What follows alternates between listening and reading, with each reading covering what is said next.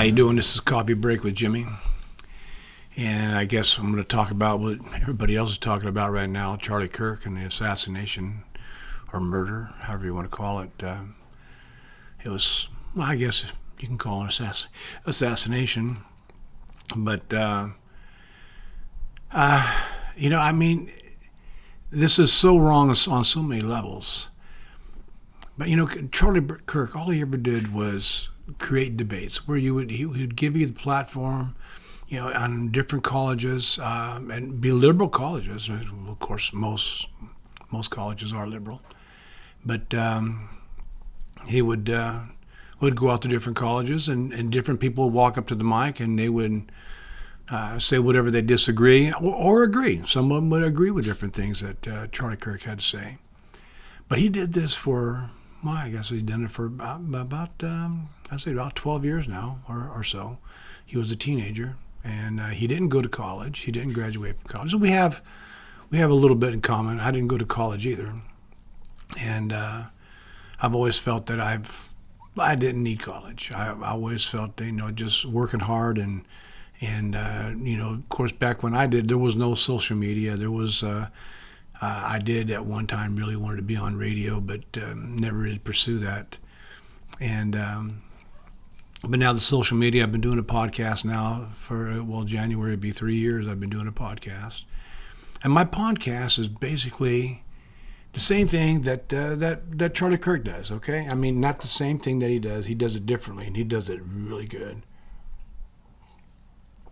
But when he'll have debates with liberals, conservatives, even, anybody. He would give you the platform. If you come up to the mic and ask him questions, and he's very well read. He had a lot of facts to back him up, and even if you didn't even know, he didn't even know what the questions you're going to ask, but he'd have the facts and everything. Like I said, he was so well read that he knew this information, and if he didn't, he would learn it, and he would ask questions himself. But I mean, this thing here, with this assassination was just so wrong on so many levels. It's just, I mean, come on, this guy was a very religious man. He was a husband, father, and a good one, both of them. And in every case is, being a husband and a father. And he was good friends with everybody I would say in the conservative media. Okay, and he was good friends with a lot of people on Fox. So I've seen him often over the years. And I would listen, and especially here in the last, I would say 8 months or so, you'd get little excerpts where old Charlie Kirk, he would set this person straight, or, and he would do it with class. He didn't put anybody down. He didn't cuss at them. He didn't, that's why this is still boggles the mind how this guy, whoever this guy is, planned on doing it. Well, I don't know that he'd been planning on doing it for a while, but it seems to me that they had where he was at some college, and he had a debate with Charlie Kirk. Not really a debate. He just kind of put him down. He had a megaphone, and maybe that's what started this guy and his dislike of Charlie Kirk. And there's a lot of other things that people are talking about right now, a lot of conspiracy theories. The bottom line is, this was a young man who was conservative, and he had his values. I mean, he knew what he was and he did so well for President Trump. He brought a lot of the, what would you call Gen Zers, the younger crowd, in to vote for President Trump. And he was good friends with President Trump. He was good friends with Donald and Eric, and so there was. I don't know. It's just. I don't know. This whole thing is crazy, because now he's gone now, but Turning Point will live on. In fact, there are people that are part of Turning Point, part of the organization that Charlie Kirk put together, and his wife. I guess his wife was his biggest well, not only his biggest fan, but she was also the writer for Charlie Kirk. She did a lot for him. And I think she's going to continue doing this and keep Turning Point alive. And probably getting bigger now, because now that this happened, it's really going to get bigger. And guys like me, okay, I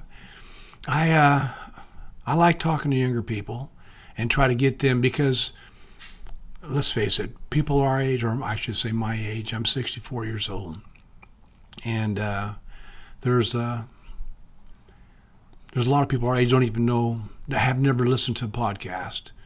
And the reason I do it because the idea was to talk to younger people, because over the years, I'll tell you a couple of stories.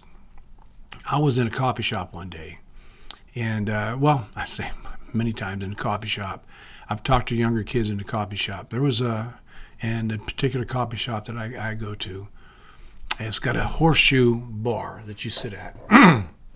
And anyway, this, excuse me, I'll clear my throat a little bit. Anyway, at this horseshoe bar, when you sit at the bar, everybody there communicated. We talked about a number of different things, whatever, maybe current events or whatever was going on in the area, we'd talk about. And these three girls came in there one day, and I would say they were probably, I wouldn't say they're teenagers, maybe early 20s maybe, but they came in there to have lunch or breakfast. And they sit down and they start talking to one another on their phones. All three of them had their phones out. Then they would look at each other and go, yeah, you're right. And they would communicate to each other on their phones. And I was I'm sitting there with my friends there, people that come to regulars there that come to the coffee shop. Some of the guys are in their 70s and 80s. And, I was probably maybe in my mid-40s at the time. And these three girls, I said, hey, listen, now, what are you doing? And they go, well, we just came here to have breakfast together, we're friends. And okay. I said, I have to tell you, though, when you're sitting at this bar here, here in this restaurant, there's a rule that you have to bullshit with one another. You have to communicate with everybody at the bar. And the girls, they kind of looked at each other, and my friends were sitting there like, wait, what are you saying, Jim? You shouldn't say this. But I said, because I could bet you that I probably know at least one of your dads or your moms, because at your age, you seemed like you're the same age as my kids. And I would bet that I know at least one of them. And it turns out that I did know one of the mothers, and I knew one of the fathers, actually. And I knew some stories about them, and I didn't throw their parents out. I just said good things about them, and they were really happy to hear the stories that I had to tell about them. But as we communicated, they put their phones down first, and then we started having debates. Not really debates, but just talking about different things. And, of course, my conservative way, I was trying to convince them about different things that we were discussing. It was a lot, I would say a little political, not really a lot political, but a little bit. But most of it was stories about that I knew about their parents about way back when, 20 years ago, before they were born, so on and so forth. Maybe we were in high school. And we had a good time. And after everyone had breakfast, we're sitting there talking. They go, well, it was really good talking to you, and I'm glad we met you, and I'm glad that you made us put our phones down, because we really had some good conversation here. And that's what I would do. I would do this with usually younger kids that would come in there. I wouldn't know them from Adam, and we'd have conversations about different things. And sometimes I would get them to maybe look at my point of view and they go, that makes sense. Maybe they never part of or had ever heard of any of the things that I was saying. That's what you do. You have conversations with others. And anymore, like I said, those three girls came in there, they had their phones out. They had no plans on having conversations with anybody else but themselves and on their phones. And I got them to go the other way, and not so much go the other way, but just have conversation with people, because that's the best way to understand one another. Conversations, debates, if you will, like Charlie Kirk does. Charlie Kirk has debates all the time, and he gives you a platform. It doesn't matter if you're conservative, liberal, independent. It doesn't matter. He would give you the platform and the opportunity to say whatever you had on your mind, and you could debate him, and he would have the facts pretty much on his side, and in some cases maybe not, but he would have an understanding.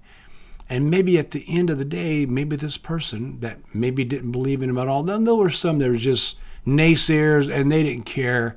They were going to be negative the whole time they started, and they were just going to fight for because you have to understand how liberals do in a lot of cases. Liberals will sit there and they'll get loud, and they'll, if they don't agree with you, they'll get loud and they'll try to get louder than you, and they'll just shove this stuff down your throat. And where Charlie Kirk didn't do that. He didn't shove it down your throat. He did it with class, and then there was times that he would get a little bit on edge, but, just trying to get someone to understand something, but he would never put them down. He would never cuss at them. And all the others would do that to him. And he would just say, okay, yeah, that's your opinion. Okay. And I respect your opinion, but this is the way it really is. And on different issues, where it could be anything that's conservative, trying to legalize abortion or take, get rid of abortion, and different people have different opinions on that. Myself, I'm pro-life, and Charlie Kirk was too. So we had a lot in common in the way that he just approached it differently, and than I did. Of course, mine was more like just talking to people in coffee shops. That's why this is called Coffee Break with Jimmy. And but I guess it's a big loss, losing Charlie Kirk. A big loss. This was a good man. He was a good husband, a good father, and he really helped out President Trump's campaign. He did it in 2020 also. I think he did a lot there, and I still say President Trump won the 2020 election anyway. But so Turning Point will go on, and it'll go on with other people. I would like to join it myself, and of course I'm a little bit older. I'm not the younger crowd, and but I still reach out. Like I'm gonna do a podcast here pretty soon with some retired veterans at a rest home, and they want to do a podcast, and so I'll probably do it next week sometime. But that's reaching out to people that are really pretty much set in their ways. Once you get to a certain age, you really don't. And there are some that'll say, "Wow, I didn't know that. That's interesting." But that's how Charlie Kirk did. Charlie Kirk reached out to these people, and I didn't know that much about him other than what he did. I'd watch little excerpts on his debates that he would have, and I would see him on TV. The Hannity show. I've seen him with Tucker Carlson before. I've seen him with different. Because I watch Fox, I watch Newsmax. That's the main ones I watch. I never saw him on MSNBC. No, and I've watched those just to get the other side, MSNBC, CNN, and to get their points of view. And I think Charlie Kirk probably was on there, but I never saw him on those programs. But he's going to be missed. I can tell you that. And but I don't think Turning Point is going to go away. I think it's going to get bigger. I think it's going to get stronger, and I'm on their side. So I guess that really wasn't what I wanted to talk about today. A couple of days ago, I've been working, so I haven't had a chance to really do a podcast. But it wasn't my plan to do a podcast. I was going to follow up on the last one that I did, and talk about about how Trump was coming into. They don't want him to bring in the National Guard in the big cities. I figured by now they'd have the National Guard in Chicago. And there was other things they're talking about, like the strike on Qatar. by Israel going after the leaders of Hamas that were staying in Qatar. So there's other things to talk about, but right now, I think everybody's talking about Charlie Kirk, and I think it was really cool that J.D. Vance took Air Force Two, went and got Charlie Kirk's casket, and delivered it back to Phoenix, took him back home, and I guess they're going to have. A week from tomorrow, on Sunday, I guess they're going to have at the dome there in the football stadium there in Phoenix, Arizona. They're going to have a wake there for him. I don't know if they're going to have the funeral there for him. I know next weekend is supposed to be the funeral for him. I know President Trump is planning on attending, and I think if they have it in the dome, I think it would be probably better because at least they'd be able to check people as they come in. So because this sort of thing, I mean, you think about it. When George Floyd died, what was this, 4 or 5 years ago, when he died, and this Derek Chauvin, the cop that's been in time in prison, I don't think he killed George Floyd, okay?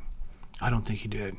I think he held him down. I think it's the proper way. I know people that they said that's the proper way for a police officer to hold a person down, they had his head sideways. They weren't choking him.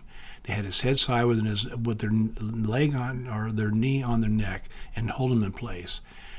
George Floyd took all of he had a bunch of, fentanyl or maybe, he had meth, something. He just swallowed everything and he overdosed. And that's what killed him. And even the coroner said that's what happened. But no, everybody said, no, the cop killed him. They caught the white cop killed a black man, and he was trying to pass off what it all started. He tried to pass off a fake $20 bill. And they said, no, this $20 bill is fake, and that's when everything started. They called the cops, and one thing led to another. He ended up losing his life, which is, I feel bad for that. But right after that, what did they do? They started riots. They were burning cars. They were looting, breaking into buildings. They were doing just violence. And that's what happens when the far left, when they don't get their way, they start making a lot of noise. The empty barrel makes the most noise, right? You've always heard that. An empty barrel makes the most noise. So they would yell at the top of their heads and the top of their lungs, rather, and just say whatever they wanted to say. They would, like I said, to torch things. They would create violence, and other people would die. When Charlie Kirk was killed by an assassin's bullet, you saw vigils. Saw people lighting candles and setting. And in his hometown in Phoenix, they're putting out flowers and balloons, and how everybody, and they put cards and everything, where everybody was, feeling bad about that, and they were supporting Erica, his wife, and everybody else as part of Charlie Kirk's family and his friends. There were no riots. There was no violence, but that's how the left does. The left, when somebody dies and they want to make a statement, they will cause violence, they will burn things down, they will loot, they will do whatever it's going to take. But you don't see that when it's someone on the right. Especially in this case here, this should have never happened. Charlie Kirk should still be alive today. And I understand. Maybe, this is just something I understand. I didn't see this, but I heard this from others, friends of mine, that he actually had some body armor on, and the shot hit the body armor and ricocheted off the body armor and went to his neck. This guy wasn't a professional shot. He was, if you got a scope and you got a weapon, you're 200 yards away. It's not very far when you're shooting a weapon and a rifle, and the trajectory it's not very far. And I don't know if that's a fact or not. So don't take that as a fact, because I don't know. This is something I understand. I may be wrong, but anyhow, he's gone, and it's a sad day. So my hearts go out to Erica and her kids, and his family and her family. Anybody who's connected with Charlie Kirk, his friends, I know he's with God now, he was a God-fearing man, and he believed in God, and he believed in the Republican Party. He believed in the MAGA movement. He believed in Donald Trump, and he got a lot of other people to do the same thing. So, thank you, Charlie Kirk, for everything you've done. And anyway, that's there's not much else I can say. Everybody's talking about it, but I really feel bad, especially for his wife and kids. So this is Coffee Break with Jimmy, and God bless Charlie Kirk, and God bless Erica and her kids. This is Coffee Break with Jimmy. Please subscribe and hit the notification bell and share and hit the like button. I'd appreciate that. I'll see you next time.